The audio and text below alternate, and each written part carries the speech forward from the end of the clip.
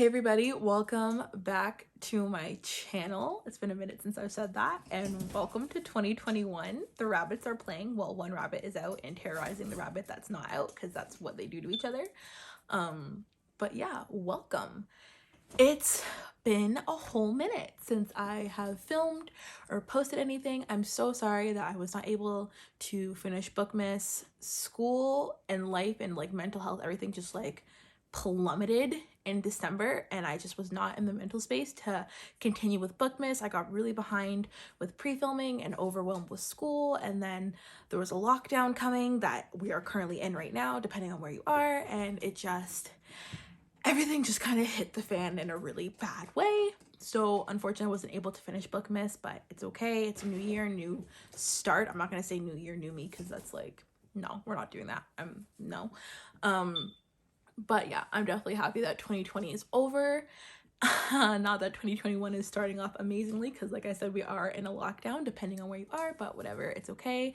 This is the video where we are officially saying goodbye to 2020 on this channel. I'm going to be recapping my favorite reads of the year and the absolute worst book that I read in 2020, which I'm pretty sure most of you know. If you were following me throughout the year, then you probably know what book I'm going to talk about. But yeah, so if you would like to see my 2020 wrap up, keep on watching.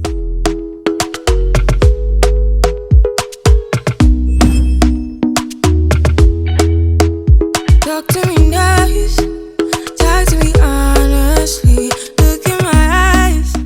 I guess we should just get like the elephant out of the room with the worst book that I read in 2020. I actually had a really good reading year, surprisingly. Like, all the books that I read were between 4 and 5 stars for the most part. Like, I really enjoyed a solid majority of the books that I read in 2020, which was awesome. That was like one of the few amazing things that came out of that year. However, there was one book that almost put me in a permanent reading slump, and that sounds harsh, but it is true. And it is the Geography of Lost Things, and I believe it's by Jessica Brody. I was so disappointed that I didn't like this book, because there's another book by her that I want to read, and I'm really skeptical now, because the Geography of Lost Things was just, oh my god, it was awful. So I did a wrap up or review about this book earlier in like last year, but just to simply recap, it's following our main character who is in financial trouble with her mom, and they're having to move out of her childhood home, and she doesn't want to do this. So she's trying to earn enough money to, I think it's like pay off the mortgage or whatever, in order for them to keep the home, by way of selling her estranged deceased father's car that he left behind for her. And in order to do this, she has to drive, it's not, I think it's like 4 or 6 hours away or something like that, to a buyer. But the issue is the car is a stick shift and she doesn't know how to drive stick, so she enlists the help of her ex-boyfriend to drive across this little road trip thing to go and sell the car. Now this sounds like a setup for a great book. Oh, Huckleberry, he got into the hay bag. Huckleberry, 1 second. Okay, we're back. Yeah, so this seems like the setup for a really amazing book. I love road trip books. I think that they are probably one of my favorite tropes or genres to read about. Is it really a genre? It's not a genre, it's more of a trope. One of my favorite tropes to read about is a road trip, or no, it's a setting. One of my favorite settings for contemporary books is a road trip, and I was so disappointed in this one because it had everything it needed to be really amazing, and it just fell short. The main character was really annoying. The ex-boyfriend was also really annoying. The relationship between the main character and her mom was just odd. Like, I don't understand how your daughter can be like off the grid for a couple days and you don't even really check in. Like, I don't get it. I don't understand it. Yeah, so there's just a lot of things wrong with it, but mainly the main character was just bloody annoying. So that was definitely the worst book that I read. I think I gave it 2 out of 5 stars. Maybe it was, I think it was 2. It wasn't 1, it was definitely 2 out of 5 stars. My reason for that is because I understand what the author was trying to do. There was a lot of growth within the characters, not enough to save the book, but yeah, it was just, I didn't like the concept of, and then there's also the concept of like trading up in the book. So I don't want to like spoil anything in case anybody does want to read it, but there's this idea of like, as they're going on their road trip, they, to make extra cash, they're trading up. So essentially what you do is, you know, you post on this little website thing, or it's not Kijiji, or is it Craigslist that they were posting? Maybe it was Craigslist that they were posting on. I'm like, okay, I have a hairband. Who will trade me something for this hairband? And you trade something that's higher value of the hairband. So it's like a hairband for an old cell phone, and then you trade the old cell phone to like something else, and you keep going up and up and up until you get to a big enough thing that you can then therefore sell. The idea of that sounds like it could work, but it shouldn't have been able to work as fast as it did. So yeah, I wasn't a fan of that element either. So yeah, the book just, oh, it was no for me. It was an absolute, yeah, wasn't a fan. But that's the bad news. Let's get into the good news. So the best books that I read in 2020 are in no particular order. I loved every single one of these books equally for very different reasons. All three of them are very different books. So the first one would be The Hate You Give by Angie Thomas. It took me forever to actually pick this book up and read it because I knew it was going to be a difficult read, and I loved it.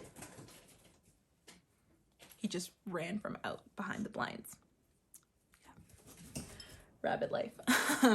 Yeah, so it's The Hate You Give by Angie Thomas. It took me forever to pick it up because I knew it was going to be a difficult read, but I'm so happy that I did. I love Angie Thomas's writing.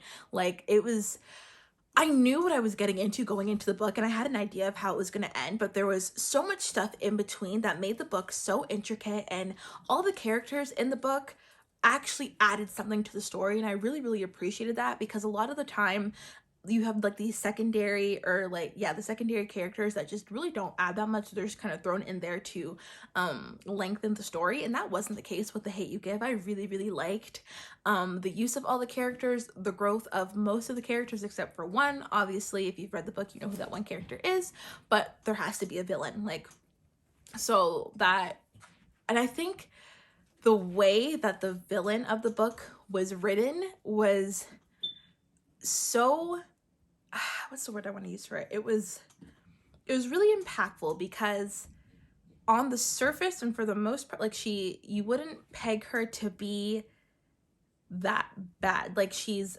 not looking outside of her privilege, which is why she says the things that she says. And again, I don't want to spoil it, but when Star hands it to her, she hands it to her, and it's great. I loved it. I love the book. I'm so happy that I was finally able to read it in 2020, because now I get to watch the movie, which has Amanda in it. And they are an amazing actor. So I'm very, very excited to finally be able to watch the movie, because I didn't want to watch it until I read the book, and now I can finally do that. That's definitely on my list of movies to watch in 2021, which I'll probably do a video of as well. But yeah, so that's the first one. The second one is Denim on the Sticks and Bones by Shauna McGuire. That is the sequel to Every Heart a Doorway, and it's part of the Wayward Children series. I liked Every Heart a Doorway, but I loved Down Among the Sticks and Bones. Shauna McGuire has this way of writing these really dark, twisty, short stories, and I really enjoy them. I didn't think that I was gonna like it as much as I did. I honestly just kind of picked it up because I wanted to read something. I was kind of in a reading slump, but I wanted to read something short, and this book was phenomenal. I have a full review of it on my Instagram, but we're following two characters from we're following two characters from Every Heart a Doorway, and it's great because it was the two characters that I wanted to follow, and you get their background on it. And Huckleberry, he's wilding out, guys. He is wilding out. But yeah, so you get the background for them, and it's just really amazing. Her writing is very detailed, but also very concise, and the message in this one is like, it's a prime example of what can happen when you don't let your children find their own identities, but instead you force identities on them. And when you also kind of enforce an underlying sibling rivalry, especially with twins. I really, really liked reading about it. It was very cool. There's not a lot of characters in this book, and I love that, because then you can just focus on, the couple that are in there. It was really, really well done. So I definitely enjoyed my time reading that one. And then the last book that I want to talk about that was one of my absolute favorites for 2020 was The Shadows Between Us by Trisha Levenseller. That is a YA fantasy. Oh, I think I had one. This was a very mixed set of dramas. So The Hate You Give is a YA contemporary, Shadows Between Us is a YA fantasy, and then Down Among the Sticks and Bones is like a sci-fi type of thing because there's different worlds. That's cool. Okay, nice. I had one from differing genres. That's great because it's usually just contemporary for me. But anyways, yeah. So The Shadows Between Us by Trisha Levenseller is so good. I listened to it on audiobook, and it's about this girl who is trying to have the king of her little kingdom town or whatever fall for her so she can get independence from her, mainly her father. And she also has this plot to kill him in order to become queen.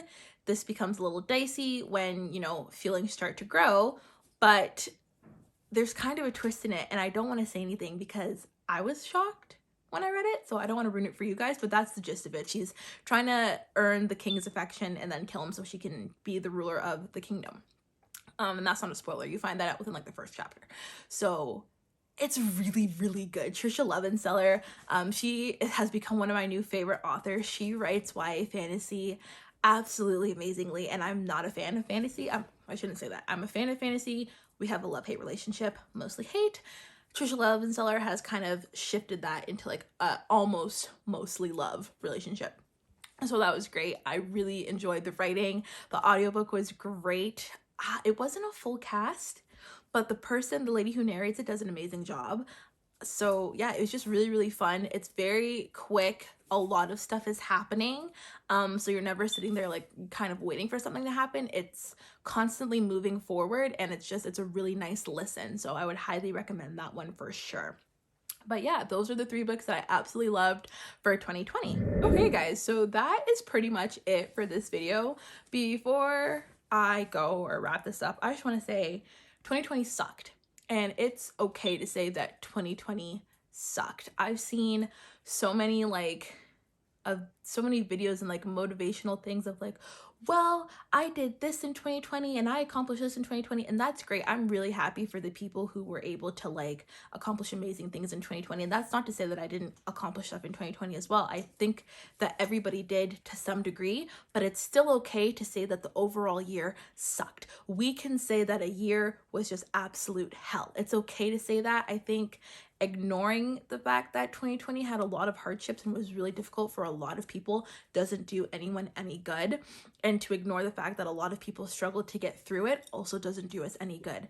And I just want to bring that forward into 2021, knowing that, or just putting it out there, that whatever you have to do to get through the year, be it healthy and legal, do it. Like, do what you need to do to get yourself through the year that's healthy, legal, and safe. Let me just preface that. And, you know, be kind to yourself and give yourself a break, because nobody else will. So you do that for yourself and put yourself first, because you do matter, and your mental health is really, really important. So just take that into consideration for this year and make sure that that's at the forefront of your mind always, because it's so, so, so important. And let's try and leave behind the baggage of 2020 and, you know, push forward and make 2021 better the best way we can, knowing that a lot of it is not in our control. Dependent, like where I am, as I said earlier in the video, we're in a lockdown. I can't do anything about that. All I can do is manage what's in my space and deal with that. So yeah, that's kind of what or at least what I'm going to try and do for 2021.